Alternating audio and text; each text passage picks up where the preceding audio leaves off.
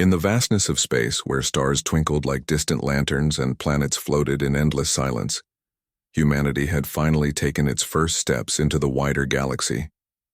For centuries, Earth had been a small, isolated world, but now it sought to join the ranks of advanced civilizations. The Galactic Council, an alliance of alien species that governed interstellar affairs, was the key to achieving this dream. Humanity's hope rested on one man, Nathan Cole. Nathan was not a soldier or a scientist, but a diplomat. His calm voice and steady gaze had earned him respect on Earth, where he had resolved conflicts and brokered peace between nations. Now he carried the weight of his entire species on his shoulders. He was chosen to represent humanity before the Galactic Council, a task that filled him with both pride and unease. Accompanying him was Rachel Dawson, a brilliant astrophysicist whose knowledge of space phenomena made her an essential part of the mission. Together, they boarded the starship Celestial Voyager, a sleek vessel designed for long journeys across the stars. The journey to the Council's orbital station took several weeks. During that time, Nathan spent hours preparing for the meeting. He studied the customs and languages of the alien species he would encounter. He rehearsed his speech, focusing on themes of unity and cooperation. Rachel, meanwhile, monitored the ship's systems and analyzed data from nearby star systems. She often joined Nathan in the observation deck, where they gazed out at the infinite expanse of space. "It's beautiful, isn't it?" Rachel said one evening, as they stood side by side watching a nebula glow in shades of purple and blue. "Yes, but also intimidating," Nathan replied. "We're walking into a room full of beings who've been out here for thousands of years. We're just beginners." Rachel smiled. "That doesn't mean we don't belong. Humanity has something unique to offer: passion, creativity, resilience. Those aren't small things." Her words reassured Nathan, but doubt still lingered in his mind. What if the Council saw humans as too young, too reckless? What if they rejected Earth's plea for inclusion? These questions haunted him as the ship approached its destination. The Council's orbital station was unlike anything Nathan or Rachel had ever seen. It was a colossal structure, larger than any city on Earth, floating near a dying star. Its surface shimmered with energy shields, and countless ships of all shapes and sizes docked at its ports. As the Celestial Voyager glided toward the station, Nathan felt a mix of awe and apprehension. When they disembarked, they were greeted by a delegation of alien representatives. Some were tall and slender, with skin that glowed faintly in the dim light. Others were short and stout, their bodies covered in thick fur. Each species had its own way of moving, speaking, and observing. Nathan noticed how some aliens looked at him and Rachel with curiosity, while others seemed wary or even hostile. A reptilian creature named Vraxtor stepped forward to welcome them. His scales gleamed like polished metal, and his eyes were sharp and calculating. "You are the human envoy," he said in a deep, raspy voice. "Follow me." Nathan nodded and followed Vraxtor through the station's corridors. The air smelled faintly of ozone, and the walls pulsed with soft, rhythmic lights. They passed chambers filled with strange machinery, and rooms where alien diplomats argued in languages Nathan couldn't understand. Despite the grandeur of the station, there was an undercurrent of tension in the atmosphere. Finally, they reached the council chamber, a massive dome-shaped room with a high ceiling and rows of tiered seating. Alien delegates sat in clusters, whispering among themselves. At the center of the room was a circular platform where speakers could address the assembly. Nathan took a deep breath and stepped onto the platform.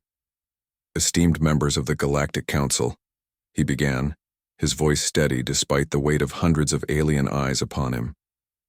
"I come before you today not only as a representative of humanity, but as a voice for all those who seek peace and understanding among the stars. Humanity is young, yes, but we have much to offer. Our history is marked by struggles, mistakes, and triumphs. We have learned the value of cooperation, the importance of diversity, and the strength that comes from working together." He paused, letting his words sink in. "We ask not for special treatment, but for a chance to contribute to the galactic community, to share our knowledge, our culture, and our dreams. Together, we can build a future where no species is left behind." The chamber fell silent after Nathan finished speaking. Some delegates nodded approvingly, while others exchanged skeptical glances. Vraxtor watched Nathan closely, his expression unreadable. After the session ended, Nathan and Rachel returned to their quarters. They were exhausted, but hopeful. "I think it went well," Rachel said as she reviewed recordings of the meeting. "Some of them seemed interested." "I'm not so sure," Nathan replied. "There's something about Vraxtor. He didn't say much, but I could feel his hostility." Rachel frowned. "Maybe it's just my imagination, but I've noticed odd things happening around here. The gravity shifts slightly every now and then, and I caught glimpses of shadows moving when there shouldn't be anyone there." Nathan's unease grew. He decided to investigate further, using the ship's AI to scan for anomalies. Late that night, as Rachel slept, Nathan worked quietly in their quarters. The AI detected encrypted messages being transmitted within the station. When he decrypted one of them, his blood ran cold. It contained plans to eliminate the human delegation entirely. Nathan woke Rachel immediately. "We're in danger," he said, showing her the message. "Someone on the council wants us gone." Rachel's face turned pale. "What do we do?" "We need proof," Nathan said firmly. "If we expose this conspiracy, we might have a chance to turn the tide." As they discussed their next move, the station's lights flickered briefly, plunging the room into darkness for a split second.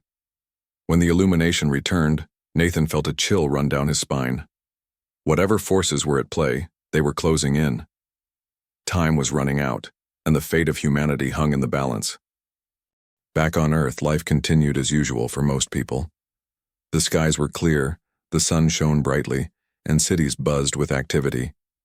But Emily Roberts, a journalist known for her sharp instincts and relentless curiosity, sensed that something was wrong. She had spent years covering interstellar affairs, and lately, whispers of unrest within the Galactic Council had reached her ears. Her sources spoke of secret meetings and heated debates about humanity's role in the galaxy. Emily knew she had to dig deeper. She reached out to her brother, Daniel Cole, who had once served as a military strategist before retiring to a quiet life. Daniel was also Nathan's younger sibling, which made him uniquely connected to the mission. When Emily called him, his voice was tense. "I've heard things too," he admitted. "Rumors about factions in the council that don't want humans to succeed. They see us as a threat." Emily leaned forward, her pen poised over her notebook. "Do you think they'd go as far as sabotaging Nathan's mission?" Daniel hesitated. "If they're desperate enough, yes. We need to be ready for anything." Meanwhile, aboard the council station, Nathan and Rachel worked tirelessly to uncover the truth. They had decrypted more messages, each one revealing fragments of a sinister plan. The council's opposition to humanity wasn't just political, it was existential. Some members believed that humans were too unpredictable, too ambitious, and too dangerous to be allowed into the galactic community. Eliminating the delegation would send a clear message: Earth was not welcome. Nathan decided to confront Vraxtor, the reptilian diplomat who had greeted them upon arrival. He found the alien in a secluded chamber, studying holographic maps of star systems. "Vraxtor," Nathan said, stepping inside. "We need to talk." The alien turned slowly, his glowing eyes narrowing. "About what?" "About the messages I've uncovered," Nathan replied. "Messages detailing plans to remove humanity from the council entirely." Vraxtor's expression didn't change, but Nathan noticed a flicker of unease in his gaze. "You misunderstand," the alien said after a moment. "There are always dissenting voices in any organization. That does not mean the council endorses such actions, but you know about them," Nathan pressed. "You could stop this if you wanted to." Vraxtor sighed, his scaled shoulders rising and falling. "Even if I did, it would not matter. The council is fractured, and some forces cannot be controlled. Your presence here has stirred old fears, human. Many see your species as a wildfire, beautiful but destructive." Nathan clenched his fists. "And what do you see?" "I see potential," Vraxtor admitted. but potential is a double-edged blade. It can create or destroy. For now, I advise you to tread carefully. Trust no one." With that, the alien dismissed him, leaving Nathan more frustrated than ever. He returned to Rachel, who was monitoring the station's energy fluctuations. "Did you get anything useful?" she asked. "Not really," Nathan admitted.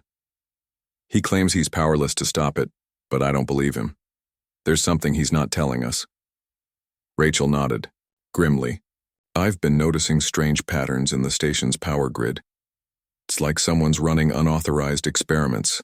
If my calculations are correct, they could destabilize the entire structure." As they discussed their findings, the lights dimmed again, this time staying low for several minutes. Alarms blared faintly in the distance, and crew members hurried past their quarters, their expressions tense. Rachel grabbed her tablet and began analyzing data. "This isn't normal," she muttered. "It's almost as if the station is being tested or attacked." On Earth, Emily and Daniel worked together to piece together the puzzle.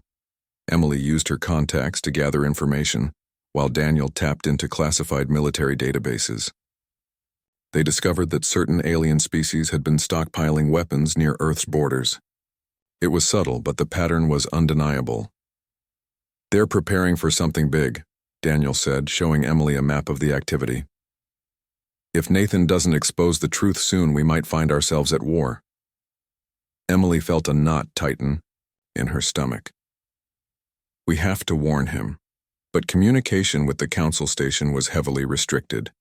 Nathan and Rachel were cut off from direct contact with Earth, and their messages were likely monitored. Still, Daniel managed to send a coded transmission, warning them of the growing threat. When Nathan received it, his heart sank. "They're not just targeting us," he told Rachel.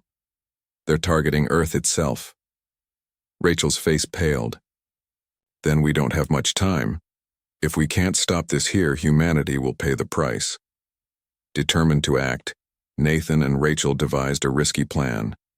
They would infiltrate the Council's central archives, a heavily guarded repository containing classified data on all member species. The archives held the proof they needed to expose the conspiracy. With help from sympathetic alien allies, including a group of aquatic beings called the Zinari, they prepared to execute their mission. The night of the infiltration, the station was eerily quiet.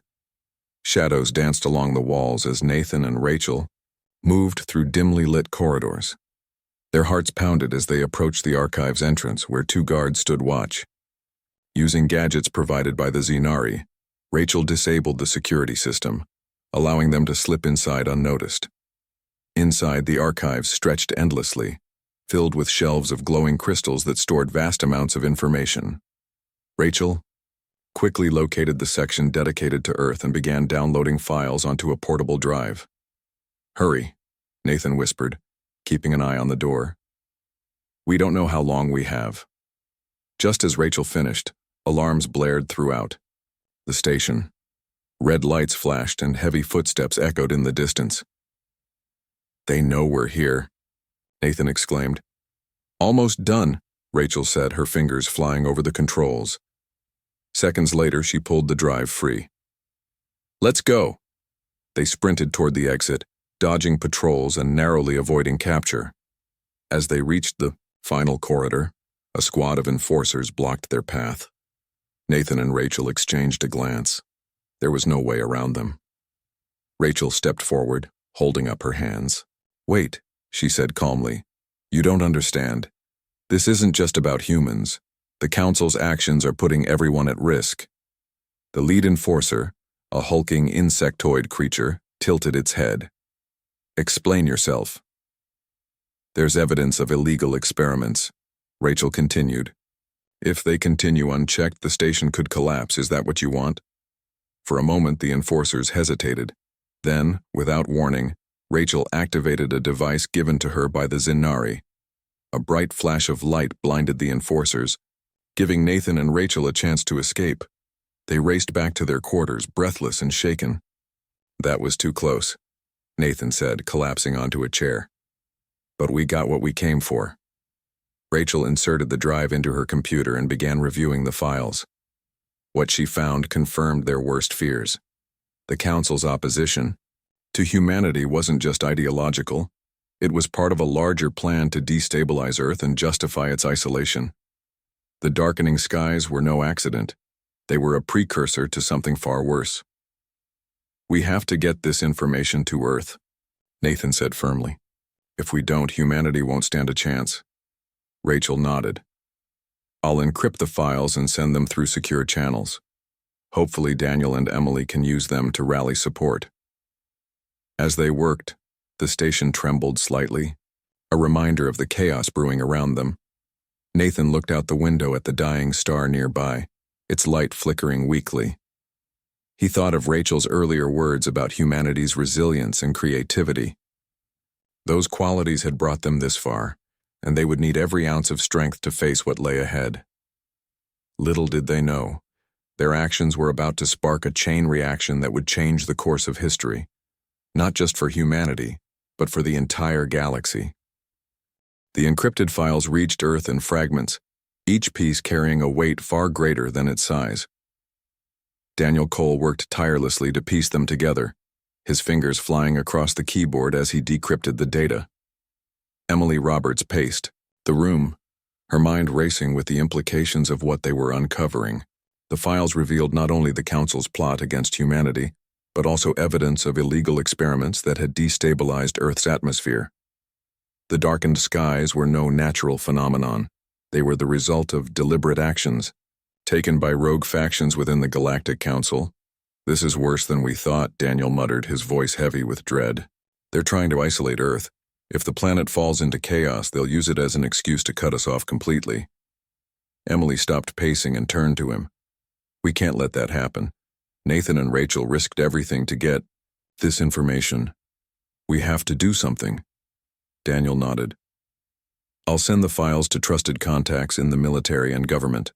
But we need more than just evidence. We need to rally people, ordinary citizens, leaders, anyone who cares about the future of humanity." Emily grabbed her phone and began making calls. She contacted colleagues in the media, urging them to break the story. She reached out to activists and scientists, sharing snippets of the files to build momentum. Within hours, the truth began to spread. Social media platforms lit up with posts about the Council's betrayal. Protesters gathered in city squares, holding signs that read, "No to galactic tyranny" and "Stand with humanity." The world was waking up to the threat hanging over their heads. Meanwhile, aboard the Council station, Nathan and Rachel braced themselves for the fallout. Their infiltration of the archives had not gone unnoticed.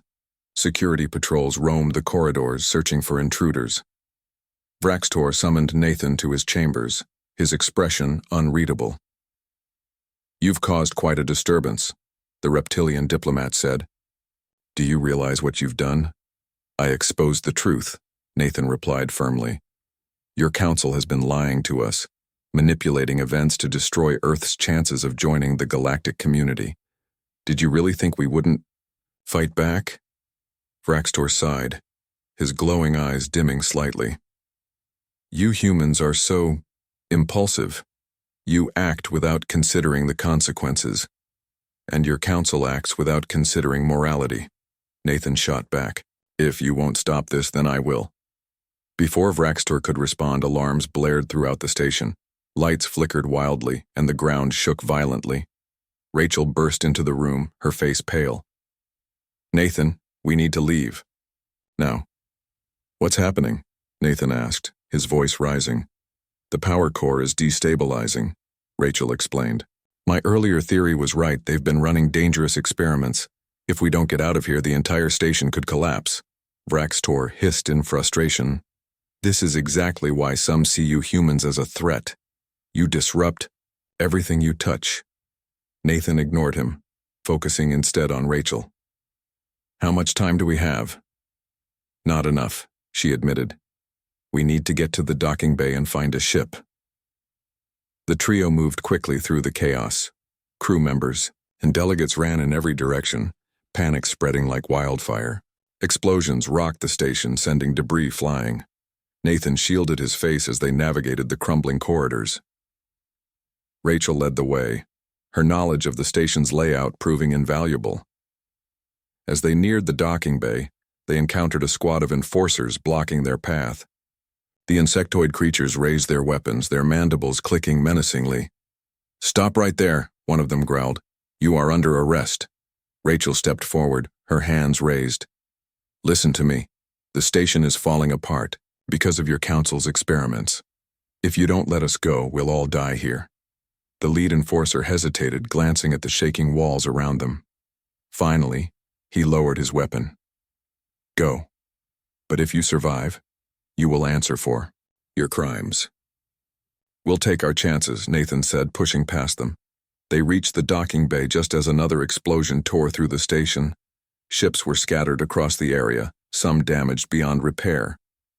Rachel scanned the vessels, her eyes landing on a small shuttle. "That one," she said, pointing.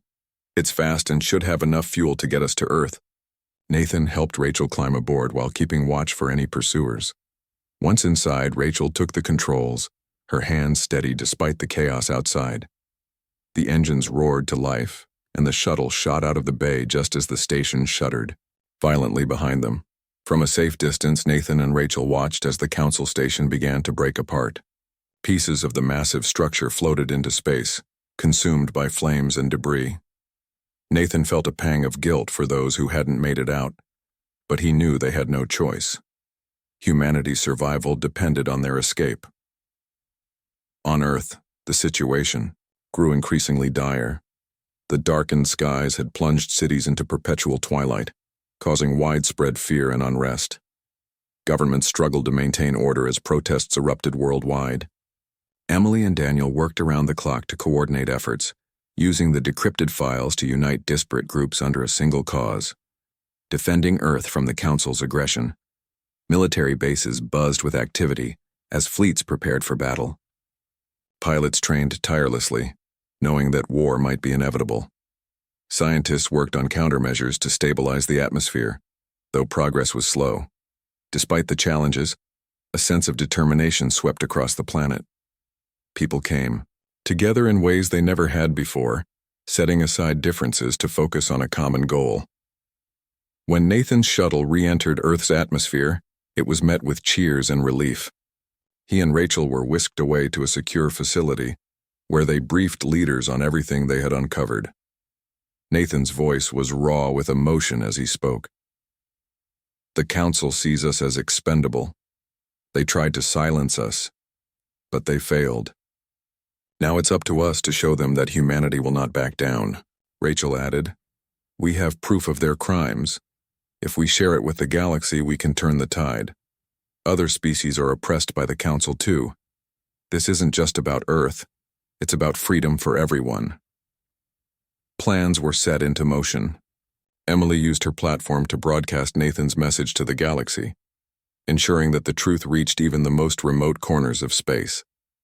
The response was overwhelming. Sympathetic alien species pledged their support, offering resources and troops to aid humanity's defense. For the first time, Earth wasn't alone. As the days passed, tension mounted. Reports came in of massive, alien armadas gathering near Earth's borders. The Council had declared humanity a rogue species, demanding unconditional surrender. When Earth refused, the Council launched its assault. The skies above Earth filled with ships, their weapons blazing. Cities below trembled as explosions lit up the horizon. Humanity fought back with courage and ingenuity, using every tool at its disposal to defend the planet. Fighter jets soared alongside repurposed drones, while makeshift orbital stations provided cover fire. Civilians joined the effort, operating communication networks and tending to the wounded. Nathan stood in the command center, watching the battle unfold on screens. His heart ached for the lives lost, but he refused to give up hope. Rachel worked beside him, analyzing enemy movements and strategizing counterattacks. Together, they coordinated Earth's forces, ensuring that every advantage was seized. In the midst of the chaos, Emily and Daniel played crucial roles. Emily continued to rally global support, her words inspiring millions to stand firm. Daniel led tactical operations, directing pilots and ground troops with precision. Their combined Efforts kept morale high, even as the odds seemed insurmountable. The turning point came when Nathan received a transmission from Vraxtor. The reptilian diplomat had defected from the Council, bringing with him key allies who opposed the conspiracy. "The Council's corruption runs deep," Vraxtor said. "But not all of us agree with their methods. We will fight alongside you." With this unexpected alliance, humanity gained a new edge. Alien ships joined Earth's fleet, turning the tide of the battle. The Council's forces faltered, their ranks fractured by internal dissent. Slowly but surely, Earth pushed back against the invaders. As the dust settled, Nathan gazed out at the battered but resilient planet. The skies were beginning to clear, sunlight breaking through the darkness. Humanity had faced its greatest challenge and emerged stronger than ever. Nathan knew the road ahead would be difficult, but he also knew that unity and perseverance could overcome any obstacle. For the first time in history, Earth stood as a beacon of hope, not just for humans, but for all beings who sought freedom and justice among the stars. The battle above Earth raged on, a chaotic dance of fire and metal among the stars. Alien ships clashed with human vessels, their weapons leaving trails of destruction across the void. Explosions lit up the darkness, casting eerie shadows over the planet below. Humanity's forces fought with everything they had. Repurposed satellites became makeshift shields, civilian pilots joined military squadrons, and engineers worked tirelessly to repair damaged ships mid-fight. It was a war unlike any other, not just for survival, but for the right to exist in the galaxy. Nathan Cole stood in the command center, his eyes fixed on the screens displaying the ongoing conflict. Each ship lost, each life sacrificed weighed heavily on him. He knew that every decision he made could mean the difference between victory and annihilation. Beside him, Rachel Dawson analyzed data streams, her fingers flying over the controls as she pinpointed enemy weak points. Her calm demeanor masked the exhaustion etched into her face, but she refused to stop. "We can do this," she said firmly, more to herself than to anyone else. "We have to." Daniel Cole coordinated tactical operations from another part of the facility, his voice steady as he directed pilots through their maneuvers. "Hold your positions," he instructed a squadron of fighters. "Reinforcements are incoming." His words carried authority, born from years of experience in military strategy. Yet even he felt the strain of the moment. Every order he gave might send someone to their death. Still, he pressed on, knowing there was no turning back now. Emily Roberts played a different role in the fight. Armed with nothing but her words and her determination, she broadcast messages to the world, rallying people to stand together. Her reports reached millions, inspiring hope even as fear threatened to consume them. "This is our home," she said during one live transmission, "and we will defend it with everything we have. The Council tried to divide us, but they failed. Look around you, we are united, not just as humans, but as a species that refuses to give up." Her words resonated deeply, fueling the resolve of those fighting both in space and on the ground. Civilians volunteered at shelters, caring for the injured and displaced. Engineers worked around the clock to build new defenses, while scientists searched for ways to counteract the atmospheric instability caused by the Council's experiments. Together, humanity proved its resilience, showing that strength wasn't measured by technology alone, but by the bonds forged in adversity. Above Earth, the tide began to shift. Vraxtor and his defectors arrived with reinforcements, their ships joining the fray against the Council's fleet. The reptilian diplomat led his forces with precision, targeting key enemy vessels and disrupting their formations. His defection sent shockwaves through the Council's ranks, sowing doubt and hesitation among their troops. Some alien commanders questioned their orders, wondering if victory was truly worth the cost. Others followed Vraxtor's example, abandoning the Council altogether. Nathan watched as the balance tipped slowly in their favor. Ships that once belonged to the Council turned their weapons on former allies, creating chaos within the enemy lines. "They're breaking apart," Rachel said, her voice tinged with awe. "Their unity is crumbling." It's because of what we exposed, Nathan replied. The truth has a way of unraveling even the strongest lies. Despite the progress, the battle was far from over. The Council launched a desperate counterattack, focusing their efforts on Earth's orbital stations. These structures, hastily assembled from old satellites and debris, served as critical defense points. If they fell, the planet would be left vulnerable. Pilots swarmed to protect the stations, weaving through enemy fire with skill and bravery. Ground-based missile launchers fired salvos into the sky, creating bursts of light that momentarily illuminated the battlefield. One such station came under heavy assault, its outer hull breached by relentless barrages. Inside, a young pilot named Alex Carter fought to hold the line. His small fighter craft darted between larger ships, firing precise shots at enemy engines. Sweat dripped down his brow as alarms blared in his cockpit. "Hang on!" he shouted into his comms, addressing the crew aboard the station. "I'm coming." Alex maneuvered closer, dodging laser blasts and debris. With a final burst of speed, he positioned himself between the station and an incoming missile. His ship absorbed the impact, sacrificing itself to save the structure. As flames engulfed his cockpit, Alex whispered, "For Earth." Then silence. News of his sacrifice spread quickly, igniting a renewed sense of purpose among the defenders. Pilots redoubled their efforts, pushing themselves beyond their limits. Soldiers on the ground cheered as they watched enemy ships retreat, their resolve bolstered by the knowledge that heroes like Alex had given everything for their cause. Back in the command center, Nathan received updates on the situation. Though the Council's forces were weakening, they still posed a significant threat. Their flagship loomed large in orbit, a massive vessel bristling with weapons. It was clear that taking it down would be the key to ending the battle. "We need a plan," Nathan said, turning to Rachel. "Something bold." Rachel nodded, already running simulations on her tablet. "If we can disable its main power core, the entire ship will collapse. But we'll need to get close enough to plant explosives." "That's suicide," Daniel interjected when he heard the proposal. "No one's getting out of there alive." "I'll do it," Nathan said without hesitation. "I started this mission, I'll finish it." "No," Rachel countered sharply. "You're too important. Let me go instead." Nathan shook his head. "This isn't about pride or glory. It's about doing what needs to be done. Besides, you're the only one who understands the science behind their systems. If something goes wrong, we'll need you here."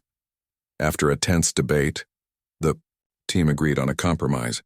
A small strike team would infiltrate the flagship, planting explosives deep within its core. Nathan insisted on leading the mission, supported by a group of volunteer pilots. Among them was Emily's brother, Mark Dawson, a skilled engineer who had joined the effort after hearing about Rachel's earlier sacrifices. As the team prepared for their dangerous task, Nathan addressed them one last time. "We all know the risks," he said, his voice steady despite the gravity of the moment. "Beyond this room we may not return. But remember why we're here.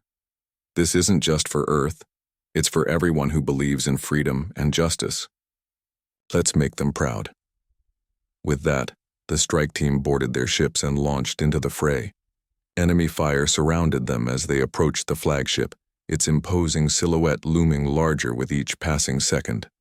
Using stealth tactics, they slipped past the outer defenses and docked near the engineering bay. From there, they moved cautiously through the ship's labyrinthine corridors, avoiding patrols and disabling security systems along the way. Inside the core chamber, the air hummed with energy. Massive conduits pulsed with light, powering the ship's deadly arsenal. Mark set to work planting explosives, his hands steady despite the tension. "Almost done," he muttered, glancing at the timer. 30 seconds. Suddenly, alarms blared and the doors slid open to reveal a squad of enforcers. Nathan raised his weapon, signaling for the others to take cover. Blasts filled the chamber as the two sides exchanged fire. One by one, the team members fell until only Nathan and Mark remained. Blood trickled down Nathan's arm, but he ignored the pain, focusing solely on the mission. "Go," Mark shouted, tossing him a detonator. "I'll hold them off." Nathan hesitated, torn between duty and loyalty. "Mark, just go," Mark yelled, firing wildly to keep the enforcers at bay. "Tell Rachel I did my best." Tears blurred Nathan's vision as he sprinted toward the exit, clutching the detonator tightly. Behind him, explosions echoed through the corridor, signaling Mark's final stand. When he reached the docking bay, he barely had time to leap aboard his ship before the countdown hit 0. A blinding flash of light engulfed the flagship, sending shockwaves rippling through space. Debris tumbled outward, marking the end of the Council's most powerful vessel. As the dust settled, the remaining Council forces began to withdraw. Without their flagship, their morale shattered and their numbers dwindled. Humanity had won, not through sheer strength but through unity, courage, and sacrifice. Pilots cheered as they returned to Earth's orbit, their spirits buoyed by the hard-fought victory. On the ground, celebrations erupted in cities worldwide. People poured into the streets, waving flags and embracing one another. The skies, though, still dimmed by lingering atmospheric effects, seemed brighter somehow. Hope had returned, stronger than ever. In the aftermath, Nathan stood beside Rachel watching the horizon. "It's not over yet," he said quietly. "There's still so much work to do." Rachel placed a hand on his shoulder. "But we've proven that we can face anything, together."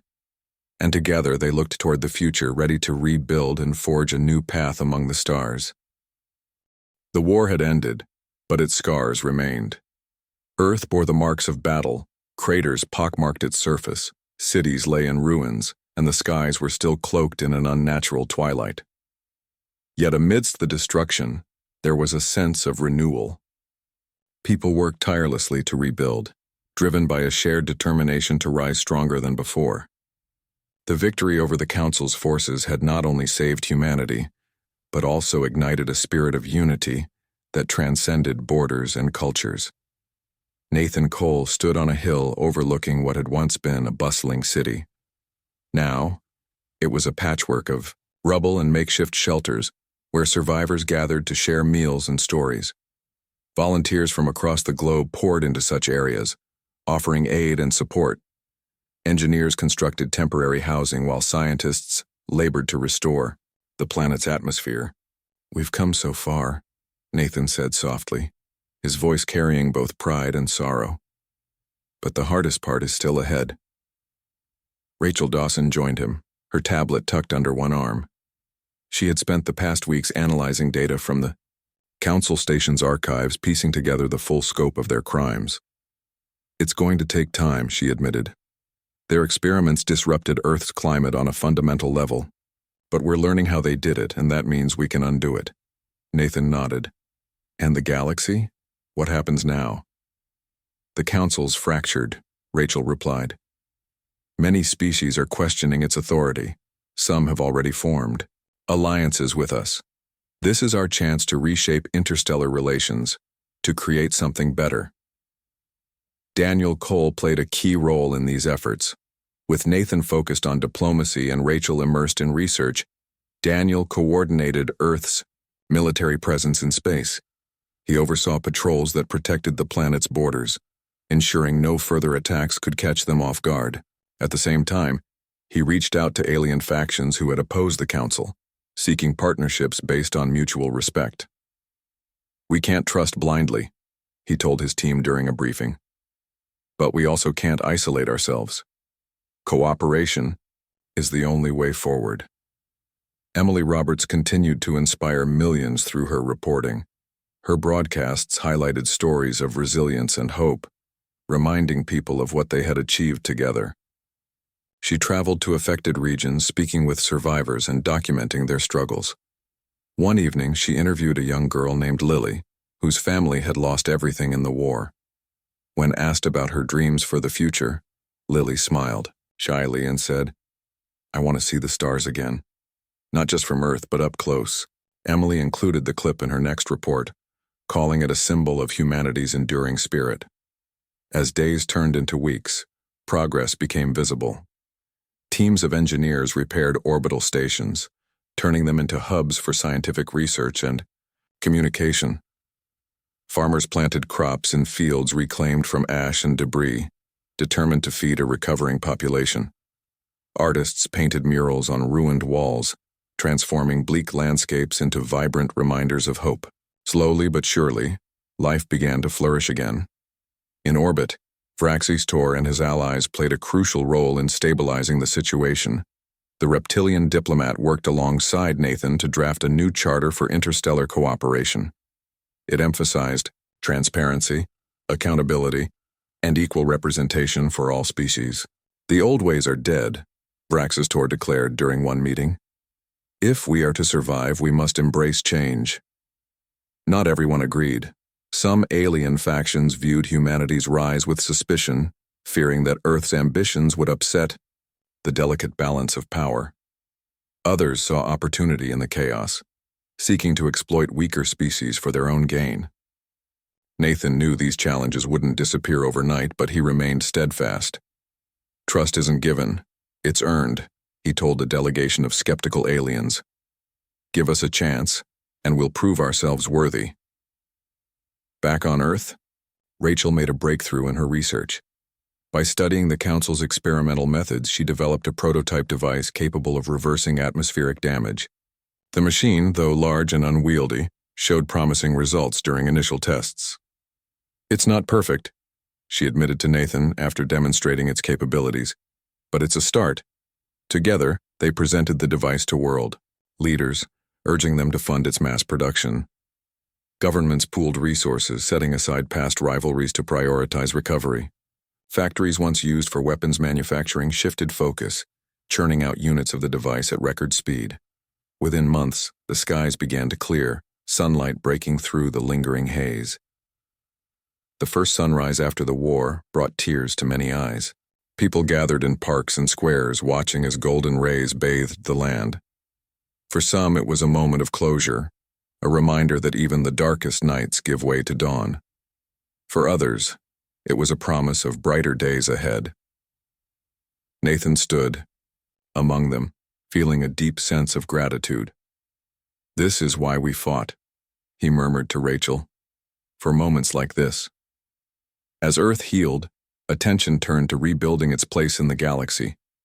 A summit was called aboard the Celestial, Voyager, now refitted as a symbol of peace and exploration. Representatives from dozens of species attended, eager to forge a new path forward. Nathan addressed the assembly, his words echoing through the chamber. We gather here today not as conquerors or victims, but as equals. Our differences make us strong, but our shared values bind us together. Let this be the beginning of a new era, an alliance built on trust, understanding, and mutual respect. His speech received a standing ovation, marking a turning point in interstellar relations. Agreements were signed, pledging cooperation in areas such as trade, technology, and environmental preservation. Humanity took its place among the stars, not as newcomers, but as equals.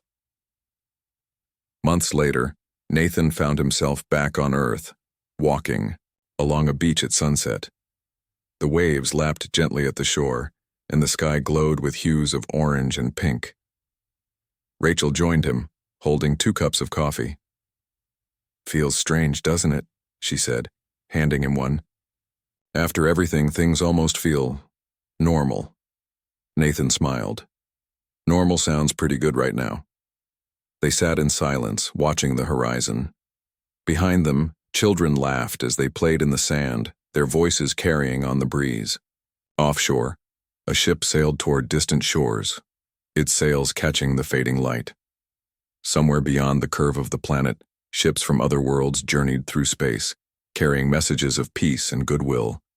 For Nathan, Rachel, and countless others, the fight wasn't truly over. Challenges lay ahead, both on Earth and among the stars. But for the first time in a long while, the future felt bright. Humanity had proven its worth, not through conquest, but through courage, compassion, and an unyielding belief in the possibility of a better tomorrow. And so, beneath skies that grew clearer each day, Earth stepped boldly into the unknown, ready to write its story among the stars.